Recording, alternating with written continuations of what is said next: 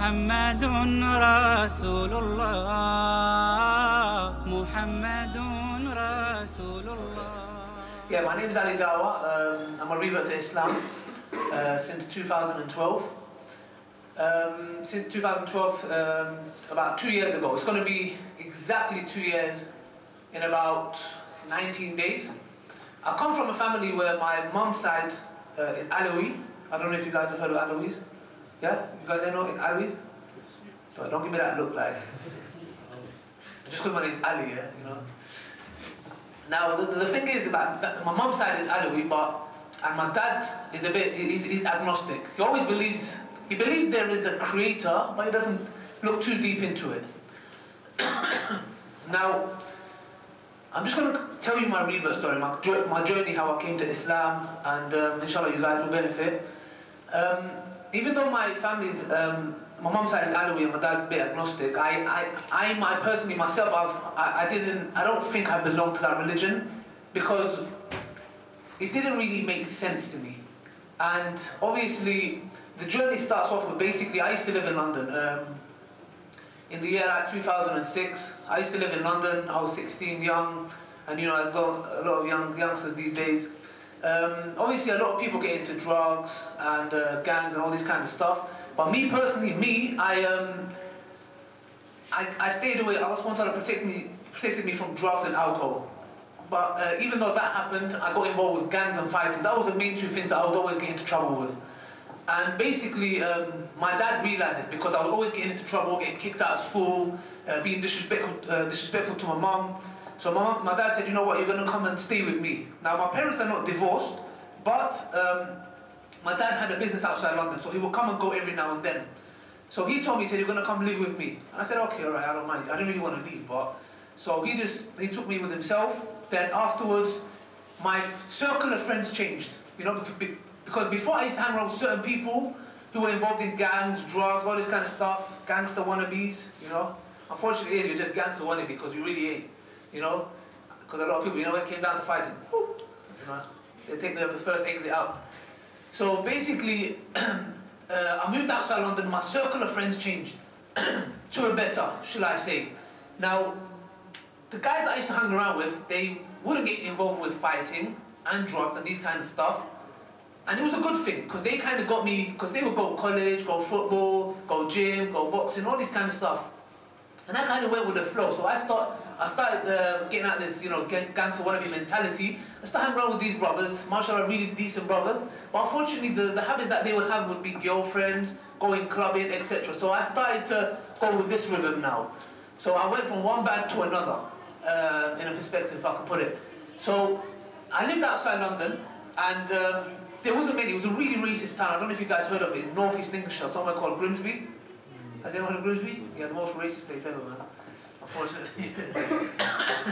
Yeah, it's really, I had some really funny moments there. So I would live there, and obviously I changed a lot. And one day I met this Bengali brother. How many Bengalis are here? Yeah? Yeah, we can't get communication with the sisters, so I'm just going to say Balani. Yeah? Balasi, yeah? So basically, there was a Bengali brother. He came up to me, and he moved new to this area, so he was looking for friends as well. He was alone, unfortunately. So basically, I saw him, because obviously when you see a new Asian guy, you're like, okay, this guy's new. So I went up to him and I started talking to him, and he started talking to me, and he's like, yeah, I just came from, I used to live in Luton, I moved up here, blah, blah, blah, you know, we can chill out together. I said, okay, no problem. And his name was Iqbal. And I don't know if you guys seen it on my Dawah Mobile show. Has anyone seen my Dawah Mobile show? No? When I'm in the car? You guys seen that? That's peak times, eh? Okay. Yeah, watch it anyway. The problem is there was I interviewed him. I went back up there and I kind of did an interview with him, how he talked about how he kind of gave me Dawah. So anyways, I met him, and his dad, obviously, you know Asians, they have a curry shop, you get me? No disrespect. I love my Al-Ansaar and biryani. So I used to go to his dad's shop, and over there, every now and then I would go. So one day he thought I was a Muslim, so he didn't never thought of giving me Dawah. So when I told him, like, look here, like, he's like, oh, so what should believe in stuff? And I was like, I believe in God.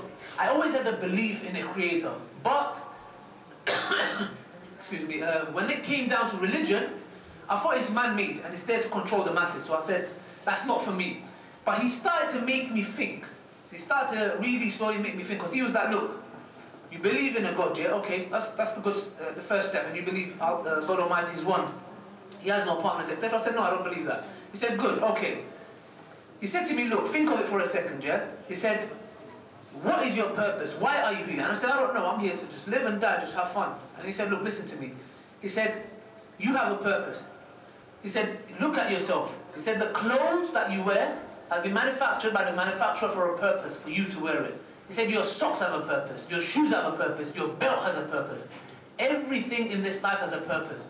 You are more complex than this stuff. The way you are created, the way the universe is created is more complex. So are you telling me something so basic like your stinking socks have a purpose, but you don't? So he started to get me thinking, and I was like, yeah, this is making sense, you know, like, why am I here? Who put me here? Where am I going?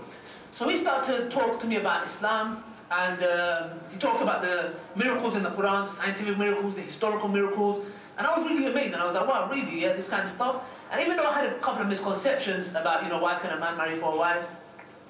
Yeah? Sisters, that was a joke, inshallah. Can't hear you guys, I bet you're screaming or something, but... So, no, I'm joking. But I had these kind of misconceptions, because I was like, why can a man marry 4 wives? It's not fair. Why this, why that? So what happened was, I got into the habit of, I spent about 3.5 years looking into various religions: Christianity, Islam, Hinduism, Sikhism, a bit about the Old Testament, Judaism. So I spent about 3.5 years. So from the moment I met this brother to about 3.5 years, in this process of time, I was going college there, I moved back to London, I was looking into Islam every now and then. But unfortunately, I was committing sins, as usual, unfortunately, the people that I hang around with, but I was still looking into Islam, because he made me think. You get it? He made me realize. I was like, yeah. So what happened was, he would introduce me to Zakir Naik, Ahmed Didat's videos, and all these kind of videos. And basically what happened was, I would start looking at these videos, and what would happen is the misconceptions that I have would be answered through these videos. For example, I'm watching Zakir Naik's video, yeah? In the crowd, somebody asks, why can a man marry 4 wives? And I'm like, yes, I want to know. Do you get it? So he would answer and say, oh, it's because of this, this, this, and this. And I was like, okay, that makes sense to me. Do you get what I'm trying to say? So what would happen is, as I'm watching these videos, you see the wisdom behind Allah subhanahu wa ta'ala, subconsciously, I am learning how to do dawah. But I did not realize that I can do dawah. To be continued, I will tell you later, inshallah. So basically, I'm watching these videos, obviously. Now what's happened is, now my dad hates Islam. He hates Islam to the core. And I don't really blame him. Why? Because in Turkey, I'm Turkish, but I'm Kurdish, but from Turkey, if that makes sense. Long story, you know, Pakistan, Bangladesh, India, you guys had beef, and then you broke up, all that kind of stuff. So it's a bit like that, you get what I'm trying to say? So my dad's seen a lot, unfortunately, with certain Muslims that are not good representative of Islam. So he doesn't like Islam, he hates it. Now when I'm looking into Islam, please excuse me, I'm ill today. So basically what happened was, as I was looking into Islam, sometimes I would say, you know what, it's Ramadan. Like, I didn't accept Islam, but I was like, let me try fasting. What is fasting about? Do you get it? I said, let me try it. So what happens, every now and then I would fast, because in those days I thought fasting is, you know, you don't eat and drink. I thought that's what fasting is. And I thought not eating haram is like not eating pork. I thought you can just eat chicken anyway, chicken sandwich. Like, I thought you can eat that. I didn't know it. Do you get what I'm trying to say? So I would try it, but the thing is, you see, my dad is noticing that I'm looking into various religions, but Islam particularly. So if my dad once clocked that I was fasting, and he acted a bit clever because he knew I was fasting, so he offered me food. So obviously, because I wanted to try it out, it wasn't nothing like, oh, if I don't do it, because I didn't have that consciousness of, oh, yeah, it's a thing between me and it's going to be a sin. Do you get it? So basically, thank you, bro. May Allah bless you, inshallah. Apple juice, yeah? Yeah. You know that. So basically, my dad offered me food, and I was like, I'm not hungry, and he said, you're fasting, so he went on a mad one. He started cursing me, shouting at me, saying all kinds of stuff. And this went on for a while, you know, even about, I can say about when I accepted Islam, the first 7 to 8 months I've been kicked out of my house. I stayed at Musa's house, I stayed at Imran's house, you know Dawah man? that Dawah man, yeah? The most gas guy ever. He's on turbocharge, I'm telling you. Seriously, he supplies the electricity in London. Yeah. So mashallah, may Allah bless him, seriously, he's very gas guy. You see, I'm sure you know it through the videos. I stayed in his house, his family looked after me, got amazing family. Stayed at Moses' house, may Allah bless them, they really helped me at times, you know. And how many reverts are there? You know revert? No, Algeria. MashaAllah, sorry man. That shows you shouldn't assume brothers. Yeah. No, well, MashaAllah, MashaAllah. Is there any reverts here? MashaAllah, brother. One, yeah? Okay, we can't see the sisters putting their hands up, but if there is one there, when it comes to reverts, brothers and sisters, you need to understand the stuff that they go through is very, very hard. Seriously, personally myself, I said, okay, went through some tough times, but I know people that are speaking through worse things. Do you get what I'm trying to say? So it's very, very important that you guys, if you have revert friends, take care of them. Seriously, it's really, really important. About a week ago, I was giving a talk in Waterloo, University of Waterloo, and there was a sister who was crying to me, saying to me, my family beat me up, my mum beats me up, you know, I'm just fed up, I want to take the hijab. And it's really, really sad. You know, these kind of people, they need help, they need that support. You know, if you have a friend, help them, you know, it's really, really important. Because me personally, I know, I've been through it myself, I know how difficult it is. And trust me, your reward is with Allah. It's very, very important, wallahi. So what's happened is, as I was looking into Islam, I'm having a lot of trouble with my family, my dad. And what it is when I'm out and about, like before I came to Islam, when I'm in London out and about, I would see that like sisters in hijab, abaya, brothers in full beard, and I found that beautiful, like the modesty, I was really attracted. I was like, it's such a nice thing. Do you get the way they present themselves? And I was like it's really, really interesting. And always I would go to my mom every now and then, because I was inclined to Islam. I had the moments where I was just about to accept Islam, and I would tell her like, you know, I was like, Mom, you know, I want to marry a girl like this, and she's like, never. You can't bring a girl like that. Seriously, it's OP. My parents, like, they would allow me to bring the half-naked girl home, but not a girl that wears a hijab. Because that's unfortunately the mentality they had, but obviously, I tried to explain to them. But what happened was one day, I was at my granddad's house, yeah? So all my family have kind of heard like, that I'm looking into Islam and I'm inclined to that. So because they have this negative view on Islam, when I was at my granddad's house, all my family are there, and they're just basically having a go at me, left, right, centre, Islam this, Islam that. And unfortunately, I just had an outburst. I said, you know what, I don't care. Like, it was really wrong of me. But I just said, you know what, look, I don't care what you guys say. Like, you know, I am going to marry a woman that's a Muslim, wearing hijab. I am going to do this, I am going to pray. And my dad felt embarrassed. So the next day, obviously, my dad was really angry at what happened the previous day. I came downstairs, excuse me, I came downstairs and had a bit of an argument with my dad. My dad slapped my face, told me to get out of the house. So like I said, I left the house. This is the times where I went to Imran and Musa's house. And like I said, I went through a lot of tough times, but I had moments where just before I accepted Islam and learned how to pray, and Musa always finds it funny, is that before I came to Islam and accepted Islam, I basically, you know dhikr, you know, remembering Allah subhanahu wa ta'ala, you know, Allah Akbar, I would do this in the car, yeah? It sounds a bit weird and like thing, but I wasn't a Muslim at this moment, but I just found it like a way of saying thank you to Allah for the blessings that I had in my life. Because me personally, I like to be grateful. I like to be grateful for everything that I have, anything. So I just found that a way of, you know, saying to Allah subhanahu wa ta'ala thank you. Do you get it? So when I'm in the car driving, like, you know, Allah Akbar, like, you know, subhanallah, just saying it. And I always tell this to Musa, and Musa really finds it funny. But one day, there was, in London, my local masjid called Palmer's Green. So I'm going past there, and you know with reverse would understand this, is you're scared to go into a mosque because you don't know what's going on there. Do you get what I'm trying to say? So there was a specific mosque, but it looked like a temple. So I'm going past it, but I'm like, I don't know, is it maybe there's Hindus there, do you get it?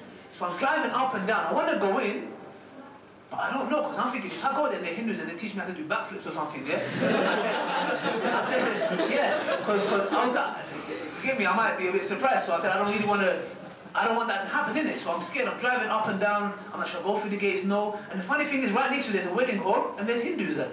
No disrespect, but I'm just saying, like, I was scared. So anyways, I thought, nah, leave it, man, I'm scared. So, one day, who's been to East London? Yeah? Yeah, all the Bengalis, obviously. Yeah, so basically, one day I'm driving past East London, and I was like, that's not a temple, bro. Like, you see all the Akis and brothers, uncles coming out. I said, that's not a temple, that's a masjid. So I did a sharp turn. Who drives here? You know that sharp turns that you do? Yeah, I did one of those. Parked my car up, and I said, you know what, I'm going to go learn, I'm going to accept Islam today, go learn how to pray. So I went inside, there was a really lovely brother. They taught me how to pray. But he taught me how to pray. You know them, it's a stick, you draw them men. You know hangman? Yeah, he would teach me like, you stand up like this, then you go like this, ruku, and then sajda. He would draw it for me because I did not understand. I said to him, look, it's too complicated because he's saying to me this, recite something, look, take it easy. Just tell me how to do the movements first. So I memorized the movements, then he taught me how to, what to say. So I accepted Islam from that moment. And after that, as I said to you guys, I was watching videos on YouTube, you know, regarding Dawah, and I was really, really interested, specifically Ahmadiyya. So one day, has anyone heard of Speaker's Corner? Yeah? Have you been there? Yeah, Speaker's Corner is this place. It's like a gym for Dawah. If you're going to get into Dawah, you need to go there. If you survive there, you survive anywhere. You know, there's Christians, Muslims, jinns flying all over the place. Seriously, I'm telling you, if you go there, you will see certain individuals. I would go there and do Dawah for 8 hours. And there'll be a certain specific person standing there, I'm telling you, all he says, I didn't understand how he did it, but he would just be there just like, astaghfirullah, Jesus is Lord. I'm telling you, 8 hours. I would just look at him, but he's carrying on, it's like a, you know, replay. He's just carrying on. And it's a really good place to do Dawah. So I went there the first Sunday. So I go there and I see this guy called Jay Smith. You know Jay Smith? No? Jay Smith is a Christian missionary, and he's a big time liar. He's done videos with Shabir Ali, Brother Adnan Rashid, and many other people, debates. So he's up there, and he's just talking about Islam. Islam is about terrorism, Islam is this, Islam is that. So just before I came to Islam, when I accepted Islam, you see with me, I have this connection with you guys, with sisters and brothers. I see you guys as my own brothers, and the sisters as my own sisters. Do you get what I'm trying to say? You know, sometimes you get a brother coming up to you and saying, yeah, I love you like a brother. But you know, he just gas, he don't mean it. Do you get what I'm trying to say? Yeah, I love you like a brother. No, with me, I see you guys as my own brothers and my own sisters. Do you get what I'm trying to say? So when something happens, I'm like, So if anyone says something to Islam, it's that somebody's insulting my family. That's how I feel. And I'm sure you guys, if somebody swore at your mom, what would you do? You're not going to be standing there. That's how we should be. When somebody says something about Islam, obviously I don't mean go attack them in any way. No way, this is not what our religion teaches. But you should give dawah, you know, take the appropriate actions. So I go there and I see this guy, he's standing there talking rubbish about Islam. So I found it a duty upon me, and I really don't know to this day why I thought like that and why I did what I did. And that was the moment when I realized the 3.5 years I spent looking into these religions, that I can do dawah. Because this guy is standing on a stool like this, yeah, on a chair. And he's just shouting, there's like 300 people listening to him. So I said to myself, you know what, I don't care. So I went and stood right next to him, and I'm sure you've seen the video on my channel. He's shouting, I'm shouting over him, you know. He's just saying Islam's about this, I'm just clarifying it. And after I went through this phase, like, this moment, about half an hour, when it all finished the debate, I just thought to myself, like, wow, what did I just do? Because I really, really didn't think I was I didn't know what I was going through. Do you get what I'm trying to say? At that moment, I realized I can do dawah, and I just understood. Do you get what I'm trying to say? So I would go to Speaker's Corner every Sunday. Every Sunday I would go there, do dawah. I was really passionate. I would learn new stuff. Certain people come out with arguments, or they'll ask me something that I don't know. I say, look, I don't know. Go home, do my research, and come back. Now, at this moment of time, Brother Imran, Dawah man, and these guys, they will come and Speaker's Corner as well. So I came across Imran saw me, because he would see me there coming every Sunday. So he saw how passionate I am with doing dawah. So obviously he spoke to me and he's like, bro, like, you know, you should come to my house, we should talk, you know, set up a team and this, that. And I didn't know him. I was like, oh, okay, bro, like, I didn't really know him, but, you know, like, I was like, yeah, gas guy, innit, like, yeah, I love you, man. No, I'm joking. So he gave me his number. I forgot to call him, so he got a bit upset. So the week after, he sent this brother. He was like, oh, brother, like, in my house, you call him. I was like, oh, actually, I totally forgot, innit. So anyway, he messaged me on Facebook, and we started talking. He invited me to his house, yeah? So, you know how it is. You know when you go to a house, somebody's house, and it's awkward, yeah? So I'm going to come back down, but I just want to represent you. You know when you got, it's awkward, innit? Like, if you know, like my culture, I'm Turkish, yeah? If I went to another Turkish person's house, you feel awkward, innit? You walk in there like, you know, put your shoes up. So I go in, and his house, like, I thought it's not like an ordinary Asian person's house, yeah? So I go in there with his mom, and I'm like, yeah, Auntie G, like, you guys go, Aunt G means, yeah, right? What does G mean? Yeah. So I thought he's calling his mom G, like, yeah, G. Like, right, the gangster, bro. I didn't know I was like, because his mom calls like, yeah, G. I was like, bro. So I went to his house, it's awkward, so I go inside the house. So Imran comes and he's like, bro, just sit in the living room. I'm coming right back here. I was like, okay, yeah. And I know he's a bit gas. So I'm sitting in the living room, yeah, and I'm a bit awkward like this. Yeah, I'm just sitting down, yeah. And I'm just looking around. So all I know is, yeah, like, Imran comes in here, but you know when the SWAT team raids your house? I don't know if your house will be raided, yeah, no offense. But Imran just comes in like, bang, kicks the door, yeah? The door just flies off. So he comes in and he's like, bro. And I'm like, bro, what's going on? Like, did you get it? And he's like, I got this sick idea, I got this sick video idea. I was like, okay. So what he does is he starts walking up and down. Like in front of me, he's talking to himself. I'm thinking he's lost it. So he's walking up and down, I'm watching me. He's like, I got this sick idea, we've got to do it like this, that. Excuse me. Etc. He's going up and down. I'm like, okay. So he's doing this video, and he's talking about this video, he's bare gas. I look to my left, there's a brother called Dawood. Who knows Dawood? He's a black brother, mashallah, amazing brother. He just recently got married, finally. I'll tell you why. So, I've got Imran walking up and down. I look to my left, I see Dawood. And I don't know what's wrong with him, he looks bare depressed at his face. Like seriously, there's something going on. So all I see is he's there, and he's just walking up and down like this. Yeah? Like up, down, Imran's walking this way, he's walking that way, yeah? And I can hear something. And he's like, bro, no. I said, like, he's fitness too much, I've got to get married, bro. so he's there walking up and down, yeah? So my man wants to get married, he's there wanting to do the video. I looked in this corner, how many Somalis here? Come on, man. Maybe there's a couple of sisters. Bro, I looked to the right, and I see Brother Guled. You know Guled? You don't know Guled? So he's in the corner, you know what he's eating? Take a guess. Dates. He's eating chicken, rice, ketchup and banana. No, seriously. Oh, your nose. He's eating banana. I'm like, okay, like ketchup, rice, chicken, but where did the banana come in? So he's eating that, yeah, and I'm just bare like baffled, I'm scared. My man's walking, he wants to get married, he's eating banana and rice, yeah? So I was just baffled out of my head. But alhamdulillah, we met with their brothers, and they were amazing brothers, like, you know, today, that's why, you know, companionship. Having friends like that, wallahi, Allah subhanahu wa ta'ala has blessed me so much. I don't know how to thank him. Sometimes, I just don't know what to do. Wallahi, I just feel like the friends that I have around me, you know, that at times, you know, I've had moments where your family reject you, your community reject you. Why? Because I say my Lord is Allah. They reject me on that basis. So it's the hard times, but having friends like that who stick by you, support you is very, very important. And I'm going to come to a story regarding companionship very soon. But like I said to you brothers, and one of the main reasons that got me to come to Islam is because I used to live a lifestyle of, it's all about money. It's all about money, it's all about material stuff, it's all about cars, it's all about having nice girlfriends, etc., etc.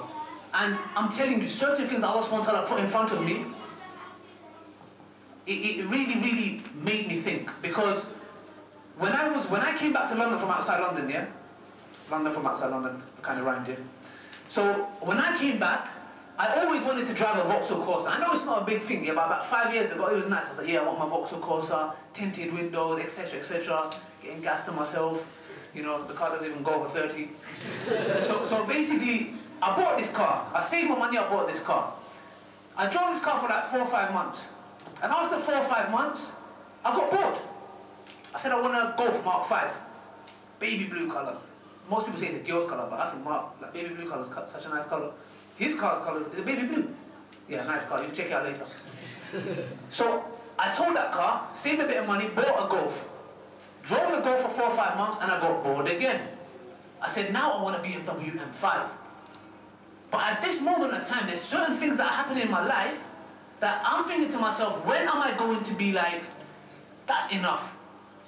Because I thought to myself, when you're going to get a BMW, then you're going to want something else. There's something else. The chain is never going to end. When are you going to be happy? Like, how many people go gym here? You don't go gym? No. Come on. It's naturally hench. I didn't take your hench, bro. You're just getting gas.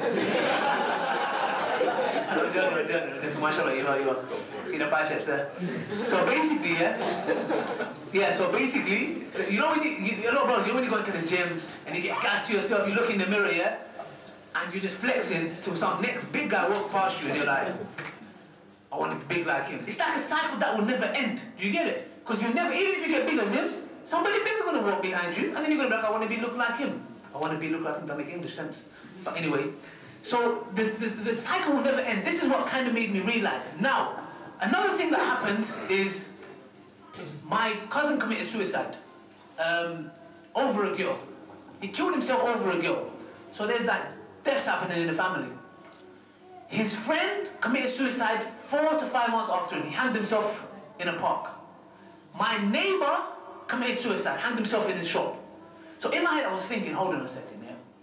I'm not going to be happy with materialistic stuff because I'm keep buying stuff and I'm not being happy. It's not fulfilling what I want. So I'm hanging around with certain individuals who have money, who have careers, who have everything, and he's in front of me, drunk out of his head, on the floor, crying. So I'm like, hold on a second, okay, he's got the career, he's got whatever he wants, he's more depressed than me. I'm not happy with certain stuff. Then I look to my left, and there's people killing themselves. So I said to myself, what is the purpose of life, man? What is it? And I realized to myself that money, cars, girlfriends, all these kind of stuff, never you're going to be happy. You're never going to be happy. You don't believe me? You live it for yourself and you'll see. I will highly say don't ever go there. But trust me, you would never, ever, ever be happy. You won't. If you would, these rich people, every time overdosed a drug, found dead in a hotel. I thought that was happiness. I thought that's what made you happy, you know? Girlfriends, money, cars. Why are you killing yourself? Because Allah subhanahu wa ta'ala has created us in a way that look, Allah subhanahu wa ta'ala says in the Quran, only with the remembrance of Allah do your hearts find peace. Khalas, no ifs or no buts about it. You are created in that way. You have this in your heart, where if you don't turn to Allah, you turn to materialistic stuff. Some people come and say, you know what, I'm free. Sometimes I give dawah, there's certain females who live in this Western culture, all due respect, they say I'm free, and I'm like, you're not free. She's like, yes I am, I can do whatever I'm like, no, you're not free. I was like, would you come out of your house without your heels, without a certain way you dress, without your makeup or the way you look? No, you wouldn't. Because why? You are a slave to your makeup. You are a slave to what society tells you to do.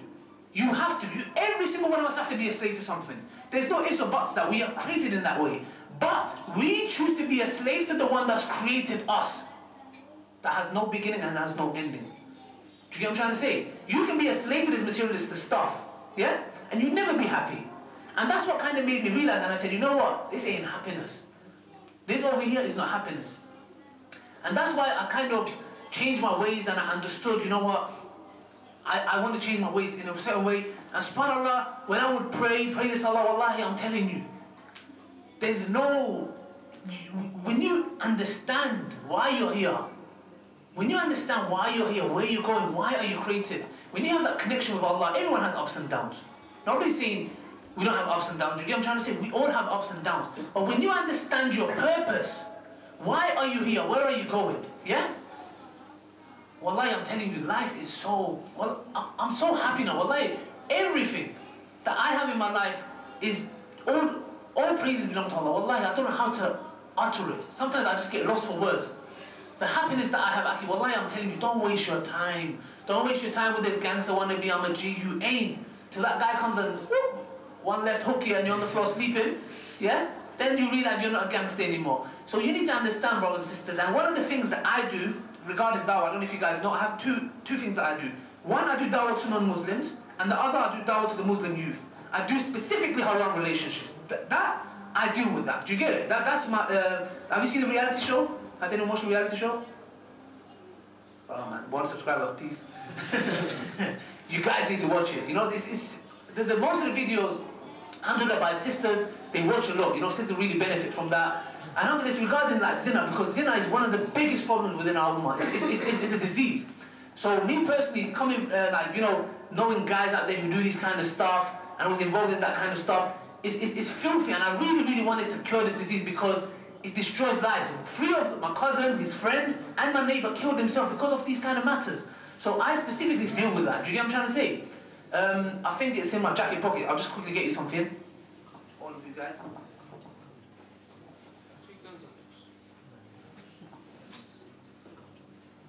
Who's seen these cards?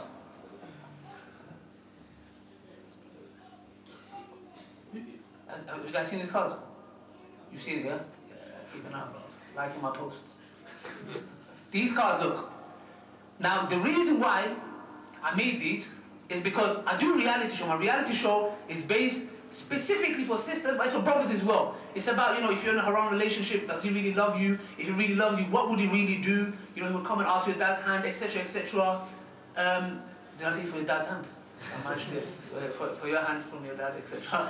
So, not for your dad's hand. So basically, the second show was called How Men Really Think, because I wanted to break it down to the sisters. And I don't mean it in a way like disrespect, but certain majority of sisters, they're a bit naive. I don't mean it in a bad way. There's brothers that are more naive than sisters, but sisters tend to fall for certain words. You get what I'm trying to say? So I did the video specifically on that. The second show I did was How Men Really Think. Third one was called Shaitan's Good Deed. I'll explain what it means. The fourth one was called I Want a Pious Wife. All these kind of matters were all talking about, you know, how men think, how they operate. If he really loves you, what would you do? Because a lot of sisters fall for these kind of stuff. You know, they just come, you know, oh, he said he loves me, you know, and they start like, oh, gonna get married, or he bought me a double cheeseburger with extra ketchup. Do you get what I'm trying to say? They just fall for this kind of stuff. Do you get it? So that's why I wanted to empower sisters, because I understood. Because I was speaking to one brother one day, and I was like, look, if you're in a haram relationship, yeah, and you want to commit zina with this sister, this girl, if she said no to you, what would you do?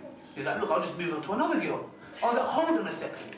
So you're telling me if she says no, you're just going to move on? Like, I was like, stuff like, would you rape her or something? He's like, no. He's like, I'll move on. I was like, hold on a second, that makes sense. Because a lot of brothers, when they see the reality shows, because I specifically deal with, like, it's aimed at for the sisters, they say, why you keep doing the videos for sisters? Like, are you trying to get brownie points? And I'm like, look, brother, I don't need brownie points, you get me? So what they don't understand is this. The concept behind, look, zina, is if I say to myself, if I can empower our sisters and show them their true value, what they really are, what they're worth, and teach them how to say no. Yeah, it's not just saying no, but to empower them. And to say no, I say to myself, zina ain't gonna happen. With the permission of Allah, it's not gonna happen. And subhanAllah, we get messages day in, day out from sisters. I left my boyfriend. I had 2 sisters who invited me to their nikah. Yeah? Said, watch one of your videos. Said to my boyfriend, look, you either marry me or get lost to do with this. Alhamdulillah, they got married. Do you get what I'm trying to say? Now, these cards is basically me. I have an illness. Yeah? And it's not one of those illnesses that you think it is. When I'm out and about, yeah? Let me ask you guys a question. If you're out and about and you see a sister in a hijab and a brother doing something booky, well, how many of you would go and advise them? Exactly. I don't know how many sisters put their hands up, but you wouldn't. Yeah? How many of you will hate it in their heart? Come on, man. It's starting to scare me now, bro. At least hate it in your heart. You hate it in your heart, yeah? Now, the thing is this. Allah subhanahu wa ta'ala tells us, yeah? In the Quran, we have to enjoy good and forbid evil, yeah? There is a hadith of the Prophet Muhammad sallallahu alaihi wasallam that says, if you see evil, try to stop it with your... Can't hear you. Hands. Stop it with your hands. And if not with your hands, with your tongue. And if not with your tongue, hate it in your heart, and that is the lowest of iman. So I said to, you know when I'm in certain situations, and I need something, I turn to Allah and say, oh Allah, I want to do this and this. I want to stop this. What's going on around this? People sitting in public, like opening, like there's nothing happening. I want to stop this. Oh Allah, give me the tools, let me do the work. So this idea came up to my head, and I was thinking, the Prophet Muhammad sallallahu alaihi wasallam said, if you see evil, try to stop it with your hand. And I was thinking, I can't spark him. so you get what I'm trying to say? And it doesn't mean that. So I said, stop it with your hand. How can you stop it with your hand? And then, subhanAllah, this idea came to my head. Yeah. Now these cards, let me just get you guys. On the pink one, maybe the sisters know, it says, you are worth more than being a girlfriend. Why compromise? Yeah. So this card, yeah. So when I'm out and about, if I see someone, I say, look. If I see something going on, yeah? Salaam alaikum, sister. Have you got 2 minutes to read this? I give the card. Stop it with your hand. I'm just saying, I'm not saying the hadith means this. I'm just saying, the Prophet, peace be upon him, said, try to stop it with your hand. Try to stop it with your hand, yeah? And I'm saying, simple advice. I sell these cards. The money goes back into printing more cards. It doesn't go into my pocket. This card can change a lot of people, yeah? On Eid Day, about a couple of months ago, me and Imran was out and about in Edgware Road. We were trying to raise awareness, because you know people go out partying and stuff like that. And a sister came, I just gave her one of these cards. She went further and started crying. Yeah, she came back and she's like, brother, I'm in this relationship, I don't know how to get out, etc., etc. You need to understand that when you do something for the sake of Allah and your intentions are pure, don't ever think, oh, what is this card going to do? Do you think you're going to change the world with this? My dad always says to me, are you a hero? Are you trying to change the world? Do you get what I'm trying to say? He has a go at me. When you have trust in Allah, this card, this little card, will do so much changes you wouldn't even imagine. That's why it's very important. So on the card, I let the card do the job. Some people find it awkward. They're like, oh, I don't want to go advise. I'm embarrassed. I'm like, you're embarrassed? They are not embarrassed to sin in public and you are embarrassed to go and advise them? SubhanAllah, what are you talking about? Seriously, okay, we can be shy, yeah? And I say to the sisters as well, brothers, if you're shy, yeah, just go, salam alaikum, just throw it and run away. You get what I'm trying to say? To do that, run away. At least my bare minimum, I'm telling you guys, I've done the cards. All I'm asking you guys is to use it. And subhanAllah, today I forgot to bring it in my box. I was going to give you guys some out, but unfortunately it's not there, but you can order it. Do you get what I'm trying to say? The cards are here and it says, look, you are worth more than being a girlfriend. I want the sisters to reflect. When I give this card to that sister, I want it to be her in the card. Let her reflect. You are worth more than being a girlfriend. Hell yeah, I am. Give me that empower. Yes, I am. Because it says, why compromise? And you know some sisters, when they see this, they get emotional. You know, they get suicidal, like, oh, I'm doomed. Like, I'm going to hell forever. You know, they have this mentality. And unfortunately, I always believe the shaitan, he doesn't ever knock you out when he makes you sin. Never ever. When he makes you think your sin is greater than Allah's mercy, that's when he knocks you out. That's when you're on the floor sleeping. And that is a sin. You are doubting Allah's mercy. Allah SWT saying, I am the most merciful. Who are you? Like, no disrespect, yeah? Who are you with your little brain? Come in and say, no, I'm finished, I'm doomed. So that's why in the back of the card, I wrote a verse in the Quran where it says, all my servants who have transgressed against themselves, do not ever despair the mercy of your Lord. Because you know those sisters that get emotional, to give them a hope like, yes. Do you get what I'm trying to say? At the bottom, there's a link to the videos that we do. So it's a step-by-step process. You give the card, she reflects. If she's suicidal, may Allah help her. Read the Quran, get hope, watch the video. The videos are from part 1 to part 8. I've done different videos. So she can watch and understand. Ah, so he doesn't really love me, because if he really loved me, he would have done this. How men really think? Oh, they think like that. So it was a breakdown thing. Do you get what I'm trying to say? And obviously I didn't forget the brothers. Don't get upset, I got you. And for the brothers, for example, it says, what if your sister had a boyfriend? How would you feel? So it's something for them to reflect upon, because if they're with their girlfriend, and you just approach them and say, look, salam alaikum, Aki, have you got 2 minutes to read this? Bang, go about your business. Well, what if your sister had a boyfriend? Bro, I will switch, I'll knock him out. You get me? I did this video, you know, part 4, I want a pious wife. Obviously, it wasn't about me wanting a pious wife, we all want it, but that was not what the video was. It was about the hypocrisy of certain men. I would go to certain guys, that say, hey, hi mate, hi fella. I'm like, do you have a girlfriend? Hell yeah, man. You know me? What if your sister had a boyfriend? What? Bro, you gotta watch it. Right? Go on today on YouTube and write, I want a pious wife. Just watch it, yeah? We just need to get jumped. No, I'm joking. So basically, when you ask them, like, no, my boy, man, I'm like, hold on a second. You're with somebody else's sister, that's fine. But when it's your sister, you're like a bad man. Why? So what we need to understand is this, brothers and sisters. Look, I don't know if you know, at the back, the hadith I'm going to mention right now of the Prophet Muhammad sallallahu alaihi wasallam, a man approached him, I think it's a boy, and said, make zina permissible for me. Yeah? Now, if it was today's time, we'll rush him, yeah? If the Sahaba wanted to too, you know? But the Prophet, peace be upon him, look, said, sit down. Would you want that for your mother? No, by Allah. For your sister? Your auntie? Your daughter? No way. Then why do you do it to other people's sisters? Why do you do it? So that man understood there and then, and he went about his business. And this is what it says at the back of the card as well. And it's for the brothers. And it's really important that we learn how to do this. Now, before I carry on, I'm nearly finished, but you guys look dead. So we're going to stand up and tell the person next to us that we love them. No, you stand up. Stand up. So sisters, all of us, 2 minutes, quickly stand up, because you guys look dead. Shake yourself about. Do some exercise.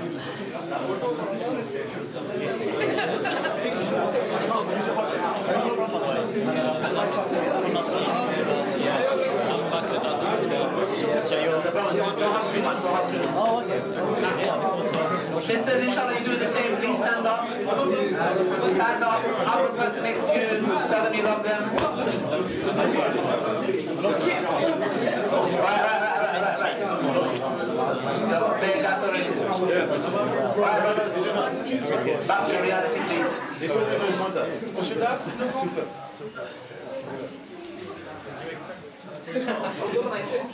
Now, the thing is, obviously I can't stand up because the sisters can't see me, yeah?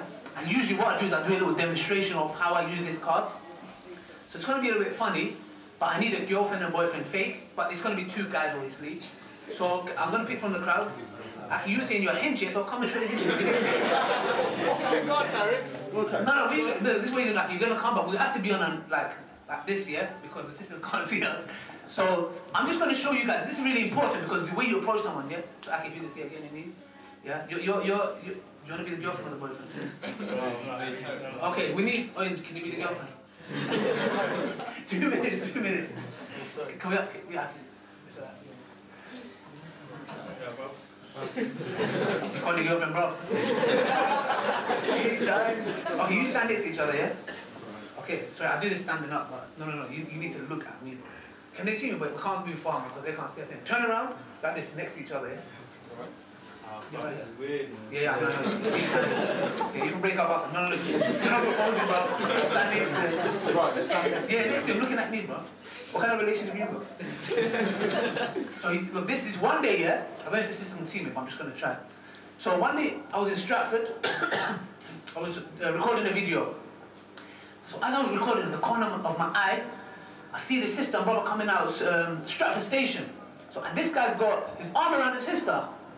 And like I said to you guys, I've got an illness. You get me? I ain't letting that go. So I stopped everything. And I saw them, so I just approached them, and this is how you need to approach them, because you need to understand it's very, very important. Because when I tell you this, I don't want you guys tomorrow go and start, cutting people out like, yeah, we saw it. No, there's a right way of doing it. Like, for example, I would approach them. Now, where's my cards? I've got to be quick, yeah. So what I would do is, I saw the sister and brother. I'm not sure you got haram, man. You should be the sister, inshallah. See the way you're standing? Anyway, I'm joking. So basically, what I did was I saw them, I approached them, I just said, look, Assalamu alaikum, guys, just raising awareness regarding haram relationships. I was wondering if I can give you one of these cards. So I gave the sister one, yeah? So I had to use a bit of tactics, you get me, because I wanted to find out if this is her husband or not. So I said, can I call you Layla? Sure. Sister Layla, can I give one to your husband? And she goes to me, he's not my husband. And I was like, oh, is it? I was like, oh, really? Like, do you get what I'm trying to say? So when she said that, I was like, okay. So I gave the card to the brother, and obviously I talked to them and I said, look, just because Allah subhanahu wa ta'ala and the Prophet Muhammad, peace be upon him, tells me, because you're my brother and sister, I have to come and advise, because I love you for the sake of Allah.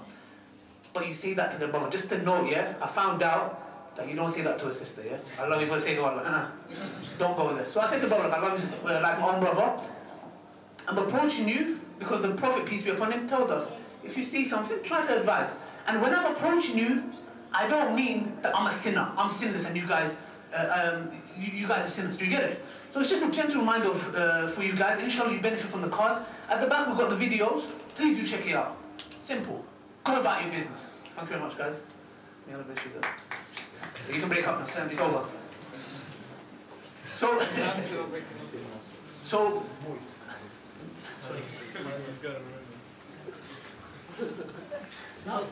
Now the point is this, brothers and sisters. It's very simple. If you see something out and about, it's a duty upon you. If your sister, if it was your own sister, what would you do? Obviously you would go and approach and you do something. God knows what you do. Now you need to understand that we need to treat everyone like that. If it's somebody else's sister, we need to go and advise gently. Don't go up there, rago, haram, blah, blah. No. They know it's haram. You don't need to reassure them, hey, it's haram. Oh, it's not with you. No, thanks. Do you know what I'm trying to say? They know it's haram. You don't need to reassure them. When you go to, look, sisters are really emotional. If you go to sister and say, look, sister, I care about you like my own sister, yeah? Like, obviously, if the guy's not there, this man really loves you. So some say, oh, but he's not ready. Oh, he's not ready to make you your wife, but he's ready to make you your girlfriend. Like, sister, come on. Advise the sister. Wallahi, you can change your mind. There's so many times, a few words that you can utter. Not even that. Give the card. Give the card, let the card do the job. And obviously, this is what I wanted to cover. And lastly, before I go away, guys, are you bored of me yet? Did you say yes? No, don't change. You say yes? So basically, now what I want to talk about is this. You know that masjid I talked about, where it looked like a temple? Yeah. So I found out it's not a temple. Yeah. So I would start going there to pray and etc. And alhamdulillah, I met a really amazing brother called Muhammad, and he used to come there with a Greek brother, a River Greek brother. And this brother, subhanAllah, amazing brother, really energetic. He was like, I want to get involved with dawah, etc. Now, I saw him last 1 year ago near KFC, near that masjid. I saw him about a year ago. And when I saw him, he was like, bro, I'm really struggling. I've got these bad friends around me. And then, you know, I'm just caught with certain things that I don't want to get involved with. And I said, look, bro, you said you wanted to get involved with Dawah. Up the road at Wood Green, there's a Dawah store like he can't get involved. I spoke to him on WhatsApp a couple of times. He didn't really reply. Now, I got into a business that I do now, alhamdulillah. And I didn't get to go to that masjid for a long time, about 5-6 months. So after 5-6 months, I randomly went to the masjid, yeah, for Jummah. So I go there, Jummah finishes, one of my friends worked there. And I'm talking to him like, Assalamu alaikum, this, that. And he's like, did you hear? I was like, what? Did I hear what? He's like, Muhammad died. I was like, which Muhammad? He's like, you know Muhammad, the prophet will come with the Greek river. I was like, no. He's like, yes. So in my head, I'm like, nah, not him, not him. Do you get what I'm trying to say? Because unfortunately, we are so caught up with certain things that we are so surprised. When death comes, nah, not him. It was him. So I kind of like, I froze for a second, and I was like, are you serious? He's like, yeah. I froze for like 5 minutes just reflecting. And he didn't know how he died, didn't he? And he's like, look, the funeral's tomorrow. I was like, okay. So, what happened is the way he's died, wallahi, this is why I tell you friendship is so important. On the day of judgment, there is a hadith, I'm not sure the narration properly, please do check it out yourself, but I do know it's sahih.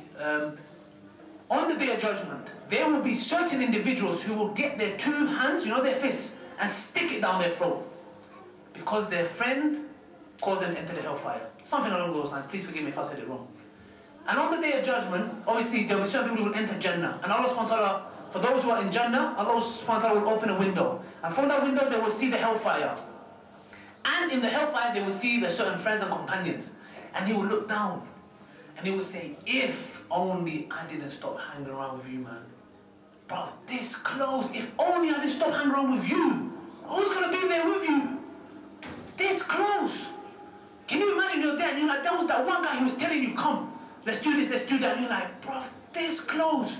Can you imagine you go into Jannah and you're like, subhanAllah. You know how much this brother died? His friends called him, Sunday, around 2-3 a.m. Come, there's a party. Yeah? So you want a party? Okay. He goes to this house party. In the house party, they give him alcohol and they give him drugs. He's intoxicated. May Allah forgive him. They give him alcohol and they give him drugs. He goes to Greenwich Station and he falls on the train tracks and he gets hit by a train. And he dies. Now that's shocking, right? That's shocking. That's terrible to know. Now the sad thing is this. Obviously the state that you die in, number one. Number two, I go to his funeral. In his funeral, bro, please imagine this, man. I'm going in his funeral, we're inside. The coffin is there. And subhanAllah, I saw his face, bruised. And first you're in a shock because you're seeing him and you're like wow, it's crazy. And subhanAllah, at the top, in the masjid, they're playing the Quran. And obviously there's a translation as well. So it hits you hard. Somebody dead, the Quran is playing, and it's having recitation that, oh, ya ayyuhalladhina, oh, you who believe, etc. So it really changed me. Wallahi, that day changed me because I give my 100% to the youth, alhamdulillah. Like, I want to give my 200% to the youth. Big time. So, forget that. I'm there, his friends are standing, they're all upset. Yeah, they're just standing like, they're upset, non-Muslim friends.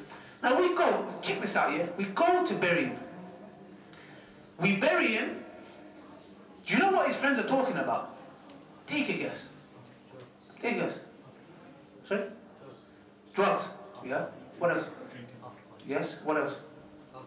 After party, yeah? Talking about partying. They destroyed his life. They can't even utter 2 words of dua for the hereafter for the guy, at least. And now they're talking about partying. Is this what you call friends? Bro, I saw them around the corner joking, messing around like nothing happened. And these are the friends on the day of judgment. They will run 500 miles away from you. Choose your friends wisely, very carefully. Wallahi, I'm telling you, brothers and sisters, very important. Your friends will lead you to destruction. Choose your friends wisely. Yes, you might be young, get involved with this kind of stuff. Try your best. Don't let the shaitan come and say to you, you hypocrite. You did this, now you're going to turn back to your Lord? No. You're going to say, my Lord is oft forgiven, most merciful. I will always turn back to him. Yeah? There's a hadith that I heard that on the Day of Judgment, there will be certain people that will be smiling. Yes? And these are the people that they sinned and they repented.